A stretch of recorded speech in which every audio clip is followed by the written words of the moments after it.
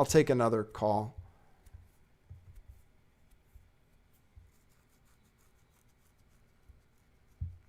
Phone's open.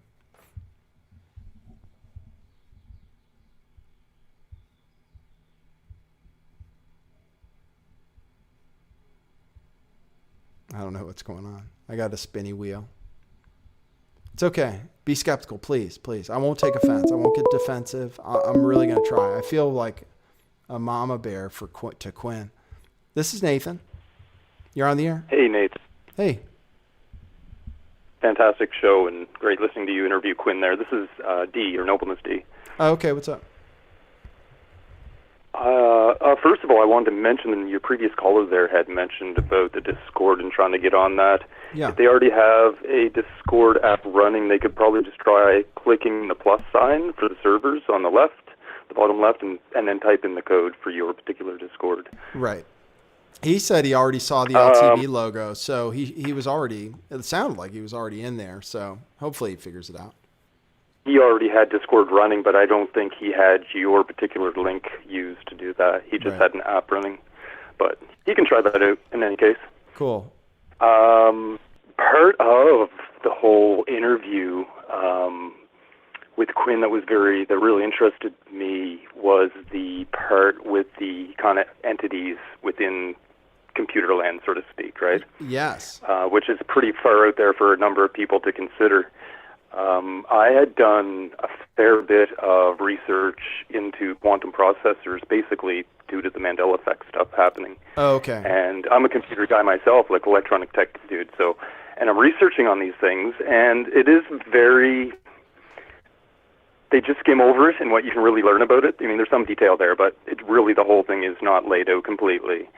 But when I started kind of analyzing it, it's like, these processors are insanely huge, like not just the speed, but the capacity of them.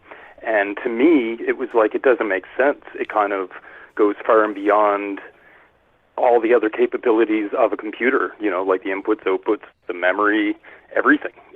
I don't understand how they work, like, because you're still going to have a physical input to these processors, whether it be a copper line or a gold line or whatever.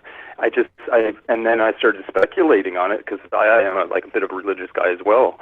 And the way the qubits are set up, where they're both a 1 and a 0 at the same time, and they're balanced, it's done with kind of giving it half energy to have an electron part on an inner and outer ring at the same time. Mm-hmm. And so basically it's done by very specific balance of energy. And so in some speculation, if you had something to shove that energy one way or the other a little bit, it would take very little energy to do so. Right. Just like when people have a ghost in their room, I'm just saying, maybe they might be to do something, but it's very minimal.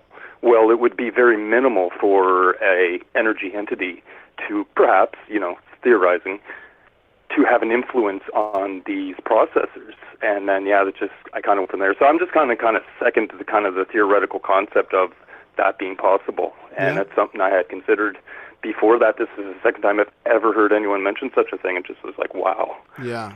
I believe in, I think everything is like a quantum level. And I talk about that all the time. I think it's similar to special radars and things don't actually happen, is like every result is possible until observation, kind of thing. And this quantum thing, means that reality more than ever isn't necessarily fixed. And all it would take is a nudge. And they're using specifically Luciferian type or occult symbolism, names. So they're attaching that energy specifically to this alleged, strong AI. And it's too much, like you said with the big computer, it's too much for it just to be useful for humans. So they've built AI, I guess, that, they've built a hierarchy of AI that runs the system. And then I guess just one, it's crazy. So you think it's possible, huh? Based on your work with computers? Yeah, well, when I was thinking about it, I kind of, theorized it just out of the blue. Like, it kind of struck me as to because I was questioning, why are these things so big? Every time they add one more strip, it's like multiplying the capacity of these processors. I'm like, I don't get it. Like, what the heck's it doing? It doesn't make sense anymore. And how does it really come up with the right answer? Like, because that's one of those things you hear in the videos, like, well, it comes up with the right answer somehow, and that's tricky. Like, what's going on? So when I thought of it and was kind of speculating, I was thinking, literally a walking, talking robot, which they're literally already passing laws to make them equal to human, give them, human rights and stuff, which scares the shit out of me. But even, I guess, I never thought of even within the internet bots, you never know. I'm not saying that these things are right now, possessed quantum processors, but I'm saying I can see it. I honestly can. Yeah. Okay. Yeah, me too. And I've seen the results of it, and I think it's real. And I think there's weird stuff going on out there that it's hard to believe. But I'm glad to have your perspective on it. So you experienced the Mandela Effect? Is that right? Yeah, to put it lightly. Okay. I called in once before to your show. We were touching on the maps there a little bit. But oh yeah, that's right. The galaxy was the thing that just blew my mind and shook my reality up. And I've certainly taken some time off life going over it. I'm kind of coming back around now, but it's been a good number of months. Do you think these quantum computers have something to do with that? Partially, I think. Yeah. I think partially. The colliders, actually, I believe, have the majority to do with it. Okay. And, well, actually, black magic, I guess, to put it simply, right. Is probably the greatest factor. I think it's more or less spelling on the quantum level. And when you change something on the quantum level, it doesn't just change in the now, it changes the moment. It changes reality. So like I've heard you say, there's no past or present or future, it just is. Right. And so when you spell on the quantum level, and there's some of the more elaborate double-slit experiments show that literally results will change according to what happens in the future, as if it was already like that, like really, like there's no time. Right. And I think that's kind of what they're essentially doing a spell. It's like freaking voodoo, but they're doing it on a quantum level. And in order to gain access to that quantum level, they need to run the colliders to do that, which I speculate actually the colliders, they're giant Higgs wave or Higgs field generators. Right. A giant cone-shaped field, and that's why they're underground, because they're actually doing this to a more dense matter like the Earth, and it protects them and whatnot. Okay. All right. So the Higgs field. Okay. So the Higgs field is something that it's similar to tearing the veil a little bit, right? What they're doing with the Higgs thing, it's so that it can allow things to happen, like interdimensional, some perhaps forces to come in through other dimensions and stuff. Is that accurate? Yeah, that too, actually, at the same time. That's kind of another part of it. It's a little more I speculate on, but I've kind of seen things that, evil's getting loose, actually, at the same time. It's being but it all happens outside of time, so it isn't like they're loose right now, but like they were, and they will be, and it's complicated. Right. But a lot of my kind of ideas came from listening to these scientists being interviewed, and they always spit out a little bit of truth. They do that, and one of the things that I've heard multiple times over is these colliders are vacuum shaking machines. And so they're shaking the ether, right? And it shakes it loose. Mm-hmm. And once you get it loose, then you can manipulate it. Right. And they found the Higgs boson particle. I suspect they actually created the Higgs boson, because everything is like energy in waves. Right. They literally fractured the energy in the waves, creating the Higgs boson. They cracked off. They're cracking it. They're cracking waves, right? And which makes it, now they can manipulate it much easier. Yes, the quantum computer may play a part, as in it's just like if you're going to go out and you're going to survey the ocean, you grid it off. Well, once they grid off reality, now they can say over here and over there and this one and that one. But at the same time, I think there's either, whether it be the human mind or entities' minds, something. There has to be a human mind or a spirit, I don't know how to put it, a life, the mind of a life in order to actually pull it off, or multiple ones. So whether that's the thousands of scientists or some dudes and girls laying in things like the Minority Report or the entities themselves, I don't know. Right. But with their minds, the in line with the quantum computers gaining access to the quantum world because of the colliders shaking it loose. Yeah, and I don't know. That's my theory. I've been on this, like I pretty much quit my job over this a long time ago, and wow. Most people in the Mandela groups do not agree with me, but to each their own. I've looked at Google Earth for freaking hours. What I see is not right. Or geology-wise, our world is wrong. And I don't know, I don't know where's the geologist at? I want to sit one down and say, what the hell, dude? That's not possible. Tell me how that happened. Right. It looks like someone took New Zealand and shoved it over. Look at the plates. It doesn't work. Right. But, yeah. Right. Well, and guys, look into the Mandela Effect. If it's okay if you don't experience it, but it's something with altering timelines. And the past can change instantaneously. It's just that we don't. It happens, and it's always been there. The past has always been there, wherever you are. So you wouldn't remember it. You wouldn't remember it being the old way because it was always the way. Right. Right. And I would also like to add, because I got to talk to dozens upon dozens of other Mandela affected people, and some people, it does go back a good number of years, and I've kind of learned from them, and then a little bit of remembering a couple of things like McDonald's changing. That actually came to light for me back in 1998.